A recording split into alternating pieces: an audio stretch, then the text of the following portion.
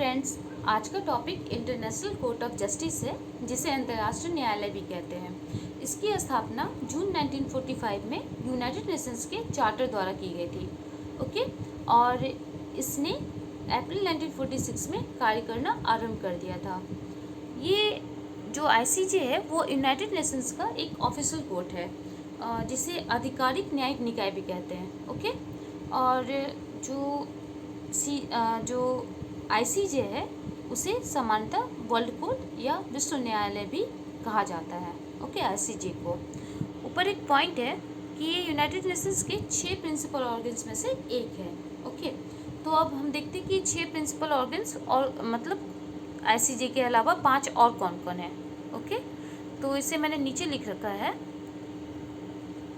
ये है 6 main organs. Okay, तो फर्स्ट में है द जनरल असेंबली, सेकंड में है द जनरल असेंबली जो है उसे यूएनजीए कहते हैं, और सेकंड में द सिक्योरिटी काउंसिल है जिसे यूएनएससी भी कहते हैं। ओके, थर्ड में है the economic and social council, fourth में है द ट्रस्टीशिप काउंसिल, फिफ्थ में है the international court of justice जिसे हम आगे पढ़ेंगे, एंड सिक्स में है the United Nations secretariat. Okay, तो ये इसके 6 ऑर्गन्स हैं। अब हम आते हैं ICJ international court of justice के बारे में देखते हैं। इसका जो मुख्यालय है, लोकेशन, वो नीदरलैंड के द हेग में है।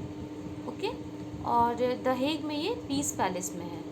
ओके, और इसके जुरिस्डिक्शन में, अधिकार क्षेत्र में, यूनाइटेड नेशंस के मेंबर स्टेट्स आते हैं, सम्मिलित हैं।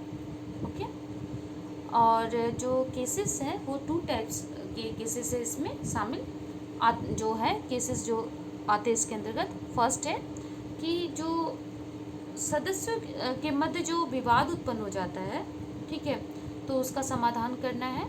और सेकंड जो है यूनाइटेड नेशंस के द्वारा जो रेफर किया हुआ इंटरनेशनल लीगल इश्यूज है उस पर परामर्श प्रदान करना है। ओके, अंतर्राष्ट्रीय कानूनी मुद्दों पर परामर्श प्रदान करना है।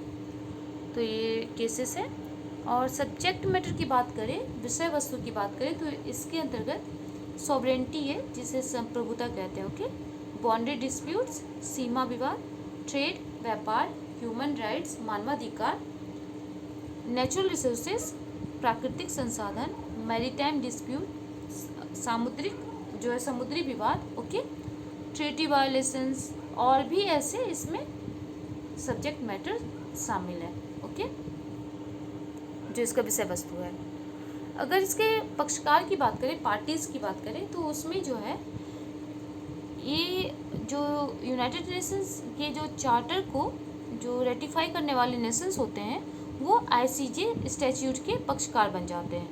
ओके, मैं रिपीट करती हूँ कि यूनाइटेड नेशंस के चार्टर को रेटिफाई करने वाले राष्ट्र आईसीजे स्टैट्यूट के पक्षकार बन जाते हैं। स्टैट्यूट को संविधि बोलते हैं। और जो इसमें जो है संयुक्त राष्ट्र के गैर सदस्य देश भी आईसीजे स्टैट्यूट को रेटिफाई कर आईसीजे के पक्षकार बन सकते हैं। ओके, तो इसमें गैर सदस्य भी शामिल हो सकते हैं। और जो इसमें क्या है कि प्रत्येक जो ईच स्टेट है, ईच स्टेट के लिए जो कंटेंसस केसेस होंगे उस पर अपनी सहमति देना अनिवार्य होगा। ओके, जो विवादास्पद मामले होंगे उस पर इनको सहमति देना अनिवार्य होगा। आईसीजे के डिसीजन के संबंध में अपील का कोई प्रोविज़न नहीं है। ओके, अपील का कोई प्रावधान नहीं है। और जो विवादास्पद जो मामले होते हैं, कंटेंसस इशूज केसेस में, आईसीजे का जो डिसीजन है वो सदस्यों के लिए बाध्यकारी होता है। ओके, तो ये याद रखना है कि बाध्यकारी होता है सदस्यों के लिए आईसीजे का डिसीजन। और इसी में अगर बात करें तो यदि कोई राष्ट्र मान लेते हैं कि निर्णय का जो आईसीजे ने निर्णय दिया उसका अनुपालन करने में विफल रहता है कोई राष्ट्र, तो इस मुद्दे को यूएनएससी में प्रस्तुत किया जा सकता है।